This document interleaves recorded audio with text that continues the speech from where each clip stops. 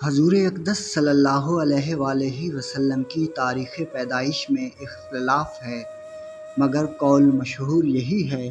کہ واقعہ اصحاب فیل سے 55 دن کے بعد 12 ربیع الاول بمطابق 20 اپریل سن 571 ولادت باسعادت کی تاریخ ہے۔ تاریخ میں یہ وہ نرالا اور عظمت والا دن ہے کہ اسی روز عالم ہستی کے ایجاد کا باعث، گردش لیل و نہار کا مطلوب، خلق آدم کا رمز، کشتی نوح کی حفاظت کا راز، بانی کعبہ کی دعا، ابن مریم کی بشارت کا ظہور ہوا، کائنات وجود کے الجھے ہوئے گہسوں کو سنوارنے والا، تمام جہان کے بگڑے نظاموں کو سدھارنے والا، اشرف الانبیاء احمد مجتبیٰ محمد مصطفیٰ صلی اللہ علیہ وآلہ وسلم عالم وجود میں رونق افروز ہوئے اور پاکیزہ بدن، نافع بریدہ ختنہ کیے ہوئے، خوشبو میں بسے ہوئے، بحالت سجدہ مکہ مکرمہ کی مقدس سرزمین میں اپنے والد ماجد کے مکان کے اندر پیدا ہوئے۔ باپ کہاں تھے جو بلائے جاتے اور اپنے نونہال کو دیکھ کر نہال ہوتے،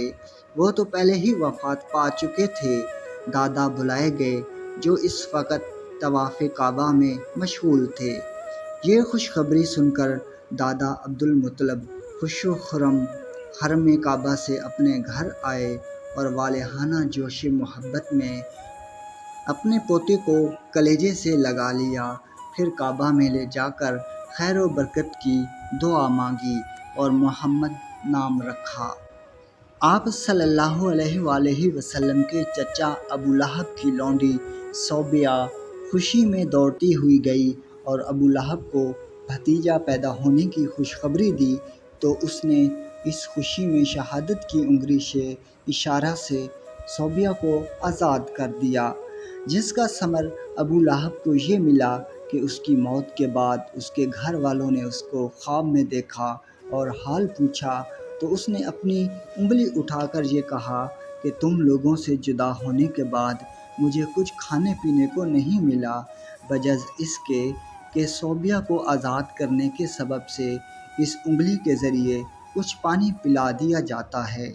ناظرین کرام، جس مقدس مکان میں حضور اقدس صلی اللہ علیہ وآلہ وسلم کی ولادت ہوئی، تاریخ اسلام میں اس مقام کا نام مولد النبی صلی اللہ علیہ وآلہ وسلم یعنی نبی کی پیدائش کی جگہ ہے۔